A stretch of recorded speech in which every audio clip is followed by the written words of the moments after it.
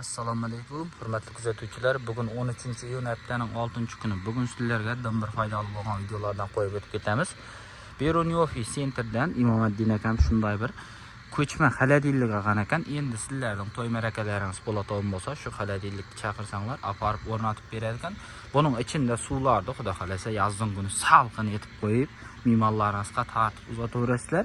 Hozir sizga ishlardan bir qator ko'rsatib o'tib ketaman. Buning ichida suvdan tashqari shunday go'shtlaringizdan masib qo'ysanglar bo'laveradi. Polni to'y marakalarga chaqiraverasizlar. Imomaddin akam nomerlarini videoning ostiga qo'yib o'tib ketaman.